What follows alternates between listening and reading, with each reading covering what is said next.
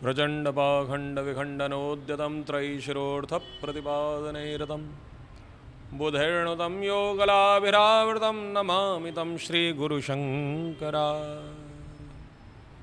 शरण्ये वरण्ये सुकारुण्यपूर्णे हिरण्ये दराद्यैरगम्येति पुण्ये भवारण्यभीतं च मां पाहि भद्रे नमस्ते नमस्ते नमस्ते भवानी।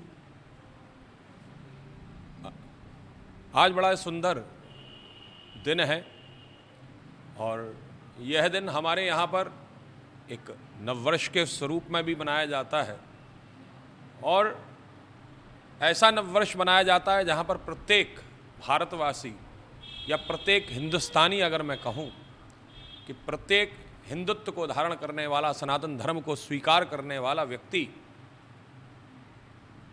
इस नववर्ष से अपने घर का प्रारंभ, अपने घर की व्यवस्थाओं का प्रारंभ घट स्थापन के साथ और माँ भगवती जगत जननी जगदम्बा जगत भवानी की आराधना के साथ में प्रारंभ करता है। चैत्र मास शुक्ल पक्ष प्रतिपदा, ये हमारे सनातन धर्म के लिए नववर्ष भी है।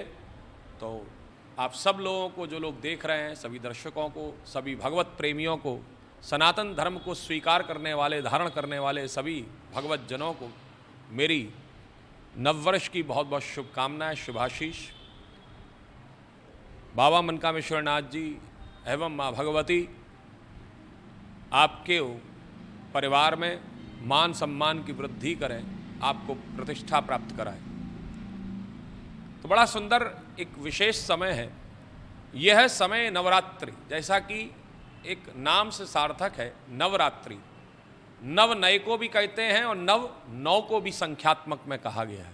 नव हमारे यहाँ पर पूर्ण संख्या है। यहाँ इस नवरात्रि में और अर्थात इस नई रात्रि, जरा विचार करिए कि रात्रि कैसे नई हो सकती है। रात्रि तो अंधकारमय होती है, तो रात्रि में प्रकाश कैसे आएगा। तो उसी की आराधना के लिए यहाँ पर जगत जननी जगदम्बा जगत भवानी माँ भगवती का आश्रय लिया गया है, क्योंकि शक्तिमान को भी शक्ति की आवश्यकता पड़ती है, तो वह शक्ति से ही अर्जित करता है। शक्ति अर्थात स्त्री स्वरूपा माँ जगत जननी, इस जगत को धारण करने वाली। भगवान शंकर ने इस बात को बड़ा सुंदर कहा है कि शक्तिम बिना महेशानी शवोहम शव रूप का शक्ति तुभ्यम प्रदायस्तु शिवोहम सर्व कामदः। अर्थात कि हे भगवती कि शिव के अंदर अगर हम लोग थोड़ा सा दर्शन करेंगे तो शिव के अंदर एक जो ई की मात्रा है, यह ई की मात्रा हमारे यहाँ पर बड़ी सुंदर कही गई है। ईकारांत स्त्री प्रत्यय है व्याकरण के आचार्यों के द्वारा। तो अर्थात शिवमय से अगर ई की मात्रा हटा देंगे तो क्या बचेगा? शव बचेगा। तो शव की आराधन कौन करता है? तो यहाँ बड़ा सुंदर कहा गया है कि वह ईकारांत अर्थात अपनी शक्ति को तू हमको प्रदान करती है, तू मुझको प्रदान करती है। शक्ति तुभ्यम प्रदायस्तु तब मैं शिवोहम सर्व कामदा, तब मैं शिव बन करके सबकी कामनाओं को पूर्ण करता हूँ। इसी के अंतर्गत में हमारे यहाँ नवरात्रे आते हैं। नवरात्रों में विशेष तौर पर लोगों में मान्यता है कि 2 ही नवरात्रे होते हैं, नहीं बल्कि 4 नवरात्रों का प्रावधान दिया गया है। 2 गुप्त नवरात्रे होते हैं और 2 प्रकट होते हैं। तो प्रकट नवरात्रों में चैत्र और आश्विन है और गुप्त नवरात्रे अलग प्रावधान चलता है। उन गुप्त नवरात्रों में बड़ा तांत्रिक प्रयोग इत्यादि का होता है। लेकिन सामान्य आपको ये बताने का प्रयास किया जा रहा है कि भाई इस समय चैत्र मास के नवरात्रे प्रारंभ होने जा रहे हैं, तो हमको घर में पूजन अर्चन सेवा कैसे करनी चाहिए। तो उसी के अंतर्गत में सबसे पहला दिन आता है जब हम माँ भगवती का आराधन करें। तो देखिए हमारे घर में जब कोई मेहमान आता है तो हमको क्या करना चाहिए, हम क्या करते हैं। तो जो हम मेहमान के लिए करते हैं वैसी व्यवस्था हमको देवी के लिए करनी चाहिए। मेहमान के लिए हम पूरा घर साफ करते हैं, उसी प्रकार से माँ भगवती के लिए भी हमको पूरी साफ सफाई करनी चाहिए। उनका बड़ा सुंदर ईशान कोण में अर्थात उत्तर और पूर्व के बीच में जो आपका पूजा घर है वहाँ पर एक चौकी लगाएं और चौकी लगा करके उनको स्थापन करें। उसके तत्पश्चात उनसे प्रार्थना करें। देखिए कुछ घरों में इस नवरात्रों में घट स्थापन भी होता है। घट स्थापन मुख्यतया हमारे यहाँ भगवान गणेश का प्रतीकात्मक है, और भगवान गणेश का प्रतीकात्मक होने के कारण से, क्योंकि कोई भी हम पूजा सेवा अर्चन वंदन इत्यादि जब भी हम करते हैं तो उसमें भगवान गणेश का होना अति आवश्यक है।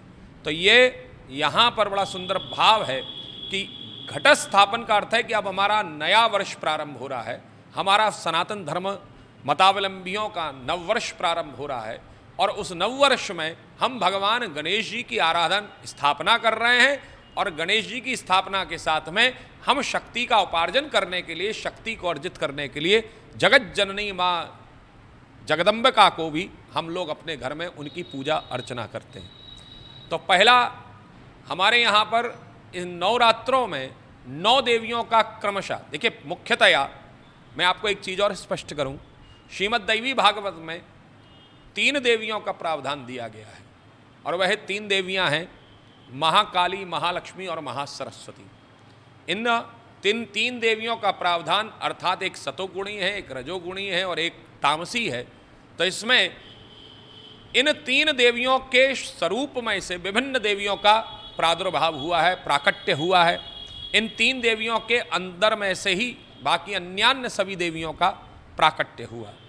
तो यहाँ पर हम लोग जब हम दुर्गा सप्तशती का आश्रय लेते हैं तो दुर्गा सप्तशती के अंतर्गत में बड़ा सुंदर जब हम लोग पाठ का प्रारंभ करते हैं तो उसमें कहा जाता है प्रथमम शैलपुत्री च, द्वितीयम ब्रह्मचारिणीम, तृतीयम चंद्रघंटेति, कूष्मांडेति, चतुर्थकम पंचमम स्कंदमातेति, षष्ठम कात्यायनीति च, सप्तमम कालरात्रीति, महागौरीति चाष्टमम, नवमम सिद्धदात्री च, नवदुर्गा प्रकीर्तिता।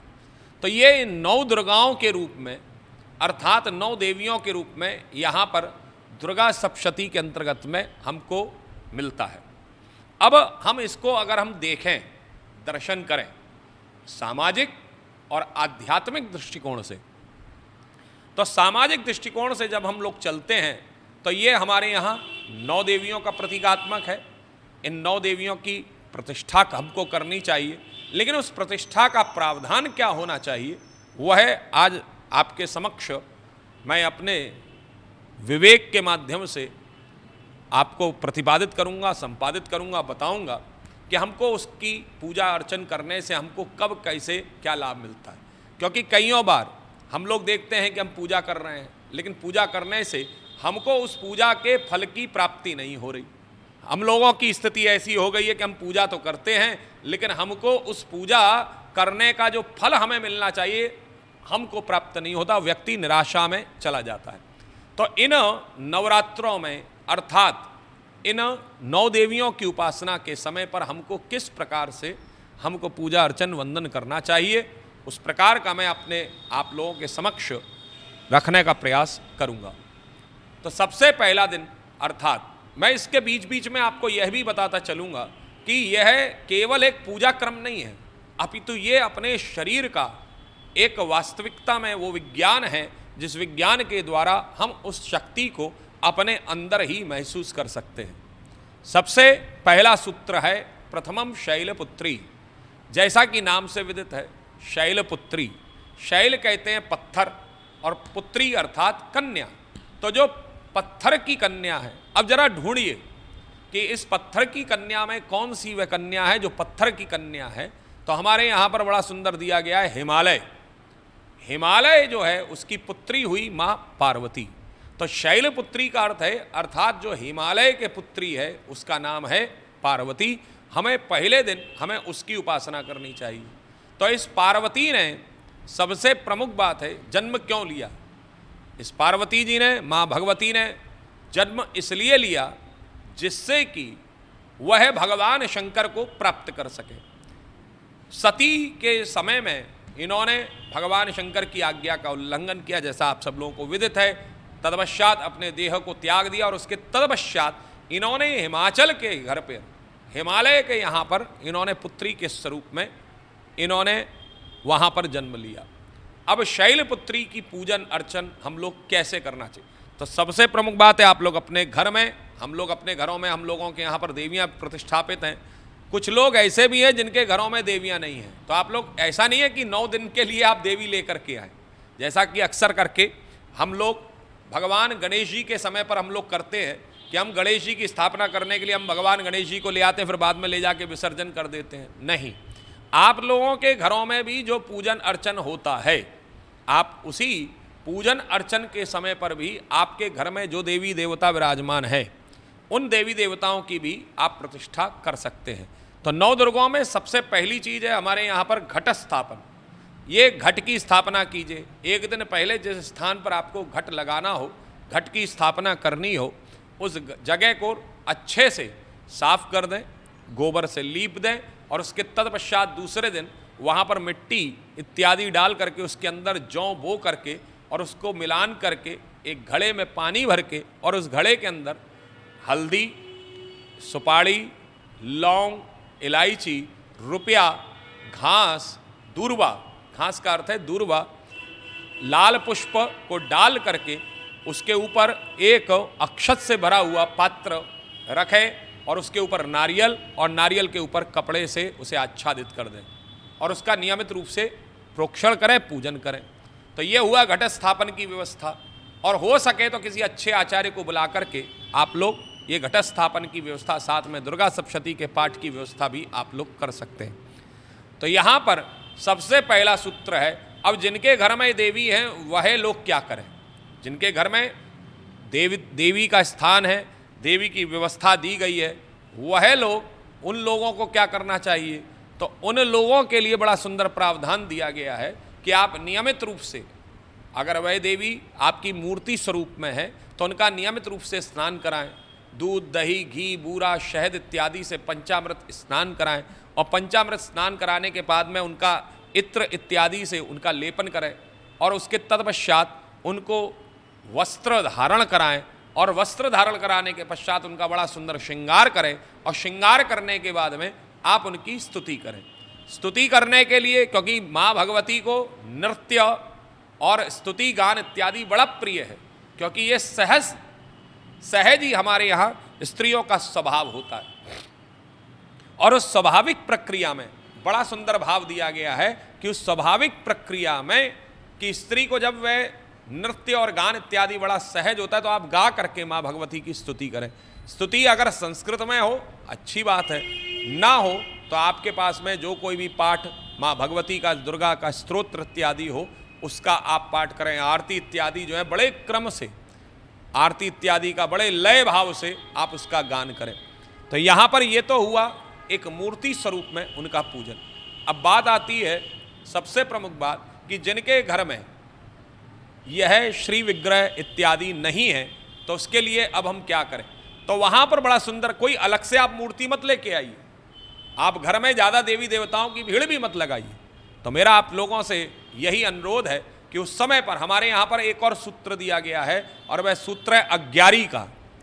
आप लोग घरों में अग्यारी करते होंगे, अर्थात अग्नि के माध्यम से, अग्नि के माध्यम से हम देवी का अर्चन करते हैं, अग्यारी के माध्यम से उसमें दिया जाता है। तो आप लोग अग्यारी की आप पूजा करें। देवी का एक स्वरूप जलती हुई अग्नि स्वरूपा भी है और ये अग्नि स्वरूपा यह देवी का स्वरूप है। और उस समय पर प्रथमम आप देवी का आवाहन करते हुए आप उसमें जैसे प्रथमम शैलपुत्री, अब शैलपुत्री का जब हम लोग प्रावधान करते हैं तो शैलपुत्री की प्रिय भोग और प्रिय वस्तु इत्यादि क्या हैं। तो हमने नियम के अनुसार माँ भगवती का पूजन कर दिया, अर्चन कर दिया, वंदन कर दिया। उसके तत्पश्चात जब भोग लगाने की बारी आई तो माँ शैलपुत्री को सफ़ेद पदार्थ अत्यधिक प्रिय है, अर्थात कोई भी सफ़ेद बनी हुई वस्तु का, पदार्थ का या भोज्य का, भोग का आप उनको भोग लगा सकते हैं। तो उसमें बर्फ़ी भी हो सकती है, उसमें जो आप सहज, आपको सरल स्थिति में आपको प्राप्त हो जाए। तो सफ़ेद कपड़े का प्रयोग करना है उस दिन, पहले दिन, अर्थात जिस दिन, सबसे प्रमुख बात है कि जिस दिन आप माँ भगवती का पूजन अर्चन करें उस दिन माँ भगवती को सफ़ेद वस्त्र धारण कराएं। दूसरी चीज़, सफ़ेद वस्त्रों को धारण कराने के पश्चात सफ़ेद फूलों की माला ही धारण कराएं। तीसरा सूत्र है कि सफ़ेद भोग उनको जो है अर्थात उनको भोग लगाएं। तो यहाँ पर सफ़ेद वस्तु का महत्व है और बड़ा सुंदर एक बीज मंत्र है। चूंकि हम लोग मर्यादा में बंधे हुए हैं और मर्यादा में बंधे हुए होने के कारण से हम लोग उन बीज मंत्रों का उच्चारण नहीं कर सकते, तो मैं बड़ा क्षमा चाहते हुए विनम्र भाव से मैं यही बात कहूँगा कि आप लोग अपने अपने गुरुओं के द्वारा प्रदत्त किए गए उन बीज मंत्रों का आश्रय भी लें। एक बीज मंत्र बड़ा सुंदर, जिसको कि हम लोग सार्वजनिक भी कर सकते हैं और हम आपको बता भी सकते हैं, एम ह्रीम क्लीम चामुंडाई विच्चे। आप पुनः इस बीज मंत्र का आश्रय ले सकते हैं, एम ह्रीम क्लीम चामुंडाई विच्चे स्वाहा।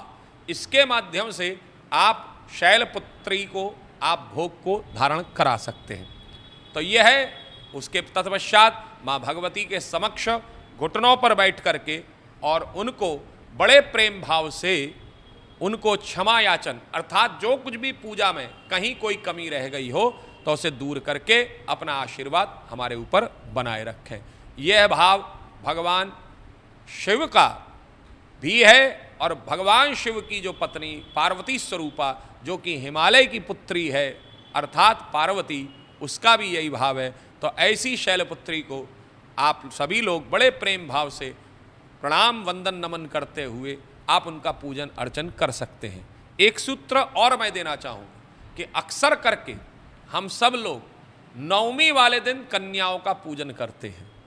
ऐसा नहीं है, आप लोग पहले दिन से भी कन्याओं का पूजन कर सकते हैं। इसमें सबसे प्रमुख बात है, श्रीमद् दैवी भागवत के अनुसार 1 वर्ष की कन्या को ग्रहण नहीं करना चाहिए, क्योंकि 1 वर्ष की कन्या हमारे यहाँ पर स्वाद से, गंध इत्यादि से अनजान होती है। तो 2 वर्ष की कन्या, 3 वर्ष, 4, 5, 6, 7, 8, 9, 10 वर्ष तक की कन्या का आप लोग पूजन अर्चन कर सकते हैं। तो यह है क्रमशः, आप पहले दिन चाहें तो 2 वर्ष की कन्या, फिर उसके दूसरे दिन चाहें 2 और 3 वर्ष की कन्या, उसका पूजन अर्चन इत्यादि करें। तो यह कन्याओं का पूजन भी आप लोग नियमित रूप से कर सकते हैं। और इन नियमित रूप से करते हुए अग्यारी के माध्यम से माँ भगवती को, माँ शैलपुत्री को आप अपनी आहुतियाँ, अपना भोग भी उनको स्वीकार करवा सकते हैं। माँ शैलपुत्री आपके ऊपर कृपा करें।